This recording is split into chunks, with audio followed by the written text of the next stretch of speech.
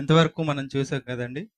ఈ భూమి మీద ఎలా బ్రతుకుతున్నామో అన్న విషయాలు మనం ఎలా బ్రతకాలో అన్న విషయాలు కూడా మనం తెలుసుకున్నాం. అవయవాలు, ఈ శరీరం దేవుడు మనకిచ్చింది. మరి దేవుని కోసం ఉపయోగిస్తున్నామా అంటే మన నిమిత్తమా అంటే మన నిమిత్తమే ఉపయోగిస్తున్నాం. ఇలా మరణించిన మనం ఎక్కడికి వెళ్తాము అని బైబిల్ చెప్తుందంటే, భూమి మీద దేవునికి వ్యతిరేకంగా పాపం చేసిన ప్రతి మనిషి పాతాళంలో శిక్షకు వెళ్తాడు. అంటే మనిషిగా శరీరం ఇక్కడ చనిపోయినా ఆత్మగా మరో లోకానికి వెళ్ళాలి. మరి పాతాళం అనేది ఎలా ఉంటుంది అంటే, అగ్ని ఆరదు, ఆత్మ చావదని బైబిల్ చెప్పింది. అక్కడ ఏడ్పును పండ్లు కొరుకుటి ఉండును అని బైబిల్ చెప్తుంది. అంటే ఆరని అగ్నికి ఆహుతయ్యేది ఎవరు ఈ భూమి మీద అంటే, ఎవరైతే భూమి మీద తమ ఇష్టాలను, హృదయంలో పుట్టే కోరికలను, శరీర ఆశలు, రకరకాల కోరికలు పుడతాయి హృదయంలో, వాటన్నిటిని జరిగించే వారందరూ వెళ్ళేది ఎక్కడికంటే ఇదిగోండి పాతాళంలో, అగ్నిగుండానికి. మరి అటువంటి శిక్ష నుంచి తప్పించుకునేది ఎలా? ఎవరు తప్పిస్తారు? చూడండి, మనం గుడ్డివారం అనుకోండి, ఒక గుడ్డివారికి మరొక గుడ్డివాడు త్రావ చూపించలేడు. మరి కళ్ళున్నవాడే చూపించగలడు. మరి మనుషులందరూ పాపులని బైబిల్ చెప్తుంది. ఏ భేదము లేదు, అందరూ పాపం చేసిన వారంటే. పాపం అంటే ఏంటి? అబద్ధలాడడం పాపం, దొంగతనాలు చేయడం పాపం, వ్యభిచరించడం పాపం, బూతులు మాట్లాడడం పాపం, ఇతరుల గురించి చెడ్డగా చెప్పడం పాపం, ఇతరులను తిట్టడం కూడా పాపం, జోకులు వేసుకోవడం కూడా పాపం. హృదయంలో పుట్టే చాలా ఆలోచనలు, ద్వేషం, కలహం, మత్సరం, క్రోధం, కక్షలు, విమతములు, అల్లరితో కూడిన ఆటపాటలు, ఇలాంటివన్నీ పాపాలేనండి. అంటే మనుషులందరూ పాపం చేసిన వారంటే మనుషులందరూ వెళ్లాల్సింది పాతాళానికే. మరి ఎవరు రక్షిస్తారు? పాపం చేయని వాడే రక్షిస్తాడు.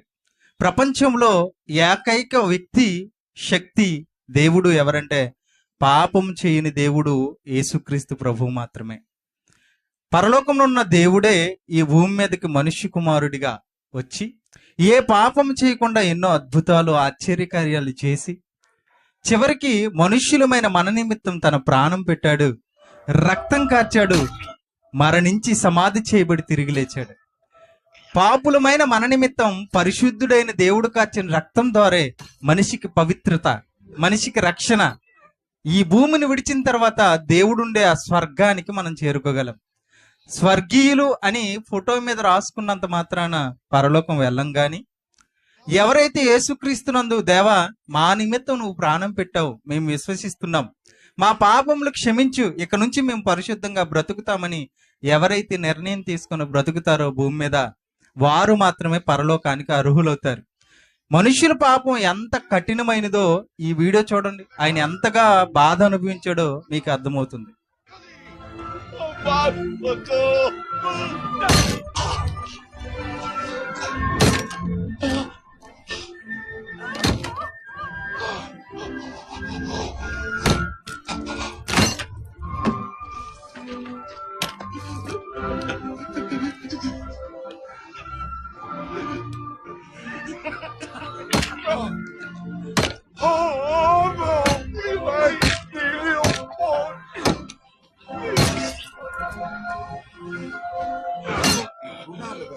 Super facem sua. Venite, cruce! Crucite! Crucite!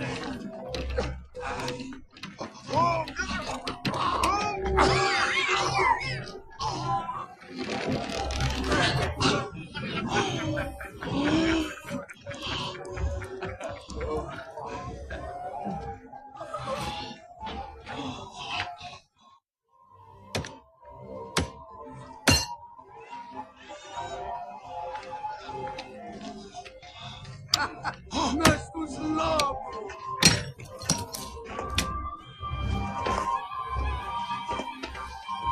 Plantate eam!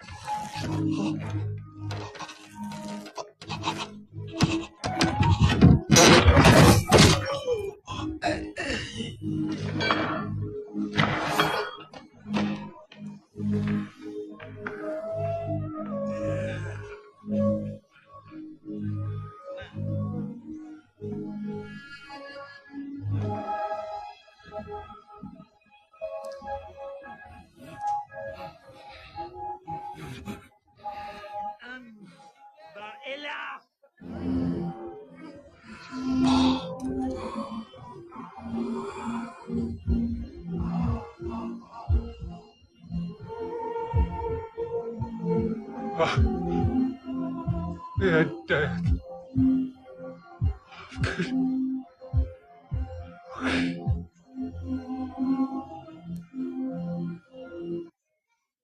ప్రియులారా చూశారు కదండి, యేసుక్రీస్తు అలా మరణించడానికి కారణం మనం చేసిన పాపాలు అన్నమాట. చూడండి, పిల్లలు మన ఇంటి దగ్గర చిన్న పిల్లలు ఉంటారు, వాళ్ళు ఆడుకుని ఎవరికి కొట్టేసి వచ్చారు అనుకోండి, వాళ్ళు భయపడుతూ ఉంటారు ఇంట్లోనికి వచ్చి. అప్పుడు మీరు అడుగుతారు, నాన్న ఏమైందిరా? అమ్మ మేము ఆడుకునేటప్పుడు ఒకటి కొట్టాను, రక్తం వస్తుంది. వాళ్ళు వాళ్ళ అమ్మా నాన్నలు తీసుకుని మన ఇంటికి వస్తారు, నాకు భయం వేస్తుంది అని కొడతారేమో అని. ఎందుకు రా పని చేసావు అని తల్లి తండ్రి తిట్టి, నీకెందుకు రా, నువ్వు సైలెంట్ ఉండి నేను చూసుకుంటాను కదా, మీ అమ్మని నేను ఉన్నాను కదా, మీ నాన్నని నేను ఉన్నాను కదా. పిల్లల బాధ్యత తల్లిదండ్రులుగా మనం తీసుకుంటాం. వాళ్ళు వస్తారు, వాళ్ళు వచ్చి అమ్మ కొడుకుని ఎలాగే పెంచుతావా, మీ కూతురుని ఎలాగే పెంచుతావా, చూడండి అమ్మ ఎలా చేశారు అని తిడతారు. అవసరమైతే కొట్టడానికి కూడా వస్తారు. మీరు ఎందుకు కాయాలి అసలు ఆ దెబ్బలు? లేదా వాళ్ళు కొట్టింది తిట్టింది ఎవరు అంటే మీ పిల్లలు. కానీ పిల్లలకు బదులుగా మీరెందుకు తిట్లు కాస్తున్నారు, మీరెందుకు దెబ్బలు కాస్తున్నారు అంటే, వాళ్ళు మా పిల్లలు కదండి, 9 నెలలు మోసం కదండి అంటాం మనం. అలాగే పరలోకమందున్న దేవుడు మనల్ని అందరినీ సృష్టించాడు. ఈ భూమి మీద పాపం చేసి చనిపోయి పాతాళంకి వెళ్ళడం ఆయనకి ఇష్టం లేదు. కాబట్టి మనకు బదులు ఆయన, ఇప్పుడు మీరు చూశారు కదండి వీడియోలో, అలాంటి సిలువ మరణం పొందాడు. ఇది నిజంగా మీ తండ్రి, మా దేవుడు, మా సృష్టికర్త మా కోసమే ప్రాణం పెట్టాడని మీరు విశ్వసించగలిగితే, తల్లిదండ్రులు పిల్లలు నమ్ముతారా నమ్మరండి? ఖచ్చితంగా. మరి మన కోసమే ప్రాణం పెట్టిన యేసుక్రీస్తుని మన దేవునిగా మనం విశ్వసించగలిగితే ఖచ్చితంగా దేవుడున్న ఆ లోకాన్ని మనం చేరుకుంటాం. నమ్మకపోకుండా ఒకవేళ ఈ భూమి మీద మరణిస్తే, నమ్మకుండా చనిపోతే ఖచ్చితంగా శిక్ష మాత్రం ఖాయం. ఎవడు చూశాడండి ఇదంతా? నేను ఎందుకు నమ్మాలి అనుకుని మనం బ్రతికి చనిపోయాం అనుకోండి, ఒకవేళ మేము చెప్పింది అబద్ధం అనుకుందాం, మీరు చనిపోయిన తర్వాత నిజంగా పరలోకం నరకం లేదనుకోండి, మీకు మీరే హ్యాపీ, మేము హ్యాపీ. ఒకవేళ నేను చెప్పింది నిజంగా ఉందనుకోండి, అప్పుడు అక్కడికి పాతాళంకి వెళ్ళిపోయిన తర్వాత, అయ్యో ఆ రోజు మా వీధిలో సువార్త పెట్టారు, తెరలేశారు, చూపించారు, చెప్పారు, కళ్ళ ముందు జరుగుతున్న చూస్తున్నా కూడా మేము పట్టించుకోలేదే, అయ్యో మమ్మల్ని ఎవరు రక్షిస్తారు అని ఇగోండి ఇప్పుడు అరుస్తున్నారు చూడండి నరకంలో. అదేనండి మన పరిస్థితి. చూడండి ఒకసారి చూద్దాం నరకం ఎలా. ఇక్కడున్న కంపు భరించలేమురా, భరించలేమురా, ఎప్పుడు భరించాల్సిందేరా. మంట మంట.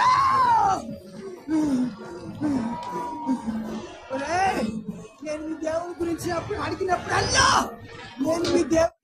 ప్రియులారు చూశారు కదండి, మిమ్మల్ని భయపెట్టాలనో బాధ పెట్టాలనో కాదండి, ఆత్మగా మరో లోకానికి మనం వెళ్ళిపోతాం. ఆ శిక్ష అలా ఉంటుంది అని మీ కళ్ళకు చూపిస్తున్నాం. ఇదే జరగబోయేదండి తర్వాత. ఇది ఎవరు చెప్పారు అంటే, మనుషుల మాట అయితే మీరు నమ్మకండి, కానీ ఈ మాటలు చెప్తుంది సాక్షాత్తు భూమి మీదకి వచ్చిన యేసుక్రీస్తు ప్రభు దేవుడు. మనుషుల మాటలో అబద్ధం ఉండొచ్చు, కానీ దేవుని మాటలో అబద్ధం ఉండదండి. కాబట్టి ఆలోచించండి. ఒకవేళ మీరు నమ్మట్లేదు అంటే దాని అర్థం ఏంటో తెలుసండి, యేసు మాటలు అబద్ధం అని మీరు చెప్తున్నట్టు. ఒకళ్ళు నమ్మారు అనుకోండి, దేవుడు సత్యవంతుడని ఒప్పుకున్నట్లు. కాబట్టి ఆలోచించండి. ఈ భూమి మీద జీవితం శాశ్వతం కాదు. ఏ రోజు మన జీవితం ముగిసిపోతుందో తెలియదు మనకి. అది చిన్న వయసులో చనిపోతామో, పెద్ద వయసులో చనిపోతామో, రోగం వచ్చి చనిపోతామో, యాక్సిడెంట్లో చచ్చిపోతామో మనకు తెలియదండి. అందుకోసం బైబిల్లో ఒక మంచి మాట దేవుడు రాపించాడు, మీరు కొంతసేపు కనబడి అంతలోనే మాయమైపోయే ఆవిరి వంటి వారే అన్నాడు. అంటే ఎప్పుడు కనిపిస్తామో ఎప్పుడు పోతామో మనకు తెలియదు. చనిపోయినంతలోపు మీరు తెలుసుకోవాల్సిన ఒకే ఒక విషయం, యేసుక్రీస్తులో మాత్రమే రక్షణ ఉంది. అది ఈ రోజు అవకాశం. రేపు ఉదయం వరకు కూడా మనం ఉంటామో లేదో కూడా మనకు గ్యారంటీ లేదు. కాబట్టి ఆలోచించండి. చివరిగా ఈ పాట చూసుకుని మనం ముగించుకుందాం.